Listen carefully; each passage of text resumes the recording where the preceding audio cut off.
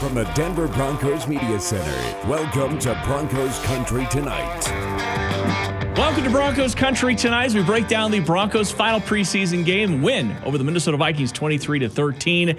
Some position battles were obviously focused on this one, especially the backup quarterback between Brett Rypien and Josh Johnson. If ultimately this game was the deciding factor, I think Brett Rypien would be in the lead. But up until this point, for me, it's been a lot closer than it has been for you.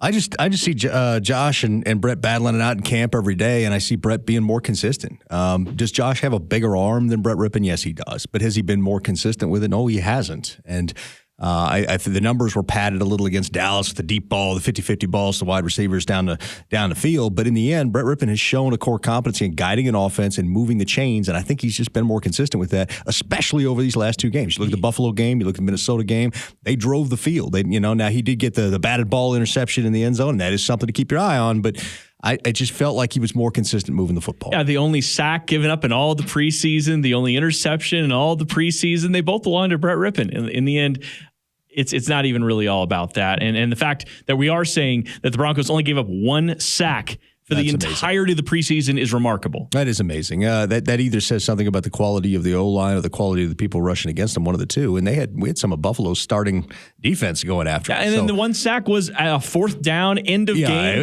they sent everybody. They knew it was coming, put five guys back in the end zone. And that was the only one. Yeah. And so that was, that was kind of a... and I wouldn't have counted that if it was a Josh sack. But I'm just saying, in the end, to me, I'm looking for, is the football moving down the field? And the football seems to move down the field better and more consistently with Brett Rypien. It just does. We've seen him win football games in the NFL before. I mean, granted, it was against a historically bad Jets team, but I've seen him move the football against a Bucs team the week before that. There was a pretty good defense. So we've seen Brett do it. Brett has never made this team out of camp. Has not one time made the 53 out of camp. And I'm wondering if this is going to be the year. There's some kind of roster economics that make it a little possible, because if you plan on keeping both these quarterbacks, which is a possibility, Josh Johnson doesn't have to be waived. He's a veteran, so you can just cut him.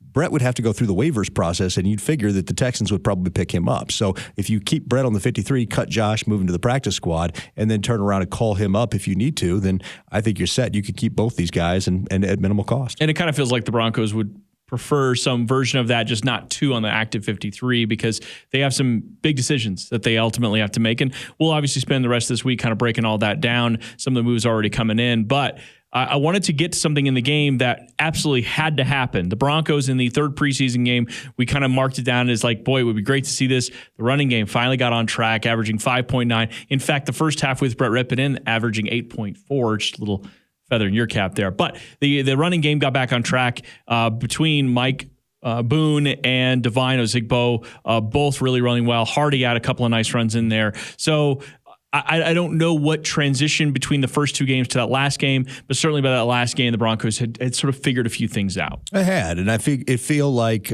some things had slowed down for some of the guys. For instance, Mike Boone letting the blocking set up and not outrunning it. For some of the other guys, it felt like they were just starting to sort of click as to how the blocking works and where to find the holes to do those kinds of things. Ozigbo just got here this week. Yeah, Ozigbo, that's a different story. But with Hardy and Boone, it felt like things had finally slowed down for them. The offensive line felt like they were doing better by getting the spots they needed to be in. So something to kind of nod and say this looks better. A couple more points on the offense before we get to the defense, and there's obviously a lot to talk about on the defensive side.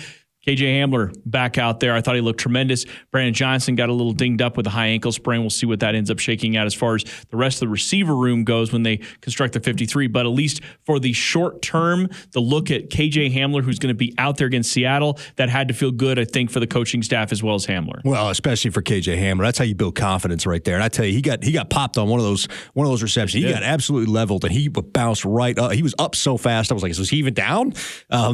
He took a pretty good shot. And that's a confidence builder right there. If you can get back up from that right away and you're like, okay, I can still do this.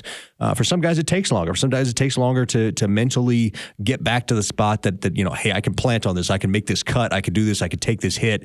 KJ, man, hats off to him. He was right back out there doing the thing and running pretty well with that brace on. It needs to be pointed out probably more often than it should. I mean, how much the mental side of getting over an injury plays into being able to perform back out there on the field. Like, you might be physically ready to go, but mentally, Do you plant, especially if it's a leg injury? Like, how do you plant? If you jump up for a ball, you come down, do you think and hesitate? You can't hesitate in this game. And so that is something that I wanted to see about how he played out there. He was run blocking out there. He was running routes. I mean, they had him doing everything they could possibly ask him to do. And it sounded to me, according to after the comments from Coach Hackett afterwards, he wanted to keep playing. Yeah, he did. He felt good about that, and he was good being out there. He's still got a little scar tissue in the hip to kind of break up a little bit, but he's back on track. And I just thought what a testament to to his toughness, I guess, overall, to be out there doing the thing, and all the adjustments that you have to make for having a brace on your knee. You got to mentally change some things up. So what a good job by KJ Hamler. All right, let's go to the defensive side of the ball, and boy, we had some star power shining. Baron Browning, McTelvin Agim with 2 passes defensed, 2 forced fumbles, and a sack in there. I mean, we came into the game saying McTelvin Agim had to have just an outstanding, out of this world kind of performance. And maybe he didn't need all of that, but certainly he left it out there on the field. Yeah, Agim had a game, and it was it was fantastic. He watching him out there showing the I guess the promise that he's had all along, and kind of having those two things meet. The promise and the talent meet and show up in a game. Yeah, it was a preseason game, but I think that's going to go a long way for him. Whether that's here or whether that's somewhere else, I think he's the 6th defensive lineman on this team if they decide to keep him. And it'd be nice if he could build on that. It'd be nice if he could be here and continue to build on that, because he was a wrecking crew out there. I mean, just absolute monster out there, deflecting balls, forcing fumbles, all that kind of stuff. And I think that there is a place for him, and I think that he has the ability to play in this league. You just need to put it all together. Maybe that was the moment where he started to put it all together. Well, it's going to be an interesting challenge because they got 7 guys there on the defensive line. We don't know exactly what direction they're going as we sit here today, but they got, a couple of rookies there, Henningsen, Uwazurike. Henningsen seemingly has continued to progress, and that seems like a guy they definitely want to keep on the active roster. And then you get to, of course, the starters and the guys that we know are in heavy rotation. It's going to be a bit of a challenge there, but also we know that George Paton is looking for opportunities to acquire draft picks. So maybe something could happen there. We'll see. But again, what's important in these preseason games oftentimes, and I think you noted it perfectly there, is not only what you're doing for this team, but it's also doing what you're doing for the other 31. Mm-hmm. Yeah, you're out there. Your tape is your DNA. So going out there and putting out new tape is showing people, hey, this is what I'm doing. This is what I'm capable of doing. Give me the chance. Give me the opportunity. And, we always talk on the radio show about make it undeniable. Make it so they can't cut you because you put up that kind of performance. And, McTelvin, I think, put up a performance worthy of at least raising an eyebrow. Yeah, Henningsen had another good game. Let's talk about Baron Browning for just a moment. Already guy on the roster, but spectacular, had the touchdown in the game, screaming down the line for a TFL earlier. He just continues to look like one of those guys that the Broncos are going to want to get on the field as often as possible. He's going to be one that's, how did he get this far? Much like Justin Simmons being taken in the 3rd round, in the end, Baron Browning is going to kind of mirror that once he gets on the field full time. People are going to say, well, how did this guy last this long in the draft? It's going to be a feather in George Paton's cap. The guy can play inside and out, and he excels. At all of it. He's got positional versatility, and he is just growing. He just continues to grow. Like, he's a freak athlete, but he just continues to grow in terms of being a football player, learning nuance and technique, and he's just got a nose for the football. So you need to get him out there as much as you can. It's kind of the way, Shaq Barrett was a lot. He's just undeniable. When you put him out there, it's undeniable. You can tell this guy belongs. We got to get him more. So with Baron Browning, it's the same thing. It's going to be interesting to see how they work him in with Randy Gregory and Bradley Chubb. 100%. Let's get to the secondary, because I want to highlight Delairan Turner, who had his best game so far for the Broncos. And he was kind of on the cusp. It's one of those things, like, you like his ability to play safety, to thump, but as a project safety, they already have a pretty loaded room. Keeping 4, maybe 5 guys was going to be close. So 4 for sure, 5 or 6, that's when things get interesting. Yeah, I don't think they'll keep 6. I think it'd be 5, and it was good for him. He needed that. He'd been more of Delairan Turner, a soft scream at that point. Now he's yelling it out there. He had a good game. He really did. Showed up when he needed to, made the plays when he needed to, was in position. And Jared Reed looked good too, by the way. Yeah, Reed looked good, but he was always a long shot to make this roster, and it looks to be continued here, especially with PJ Locke and Caden Stearns playing the way they've played. Which they're already done. Yeah. So, I think Turner Yell made a pretty good case for himself to make the 53. At worst, the practice squad, but, the 53. And it was a good game by him. He was pretty excited. He and Justin Simmons were kind of chatting as they were walking to the tunnel off the field after the game. And Justin was kind of imparting some advice. And he was just really excited about his performance that game. So it was good to see.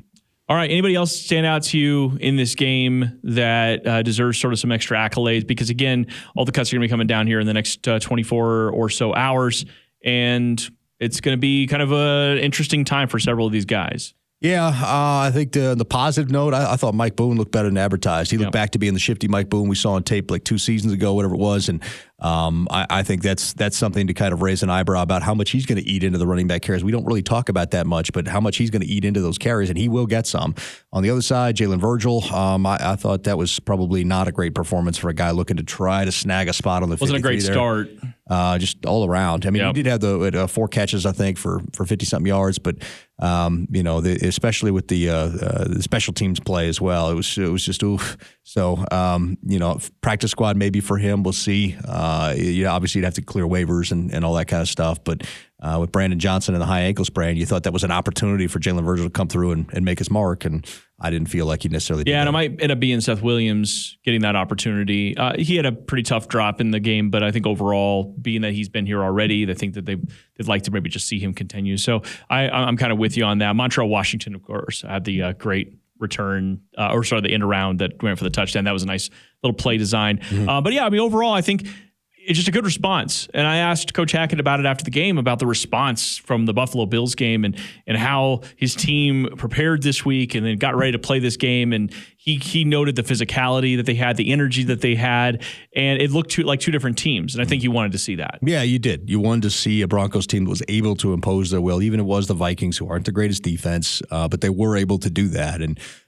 that's an encouraging sign going into the season. And game 1 against Seattle Seahawks and Geno Smith. All right. Yeah, that's right. Geno Smith. Somebody on Broncos Country Tonight said it's going to be Geno. I can't remember. Oh, that was me. That's right. It's because you're a hater. For Benjamin Allbright, I'm Ryan Edwards. Check out our radio show, Broncos Country Tonight, weeknights from 6 to 9 p.m. on KOA. Thanks for watching the show, Broncos Country Tonight.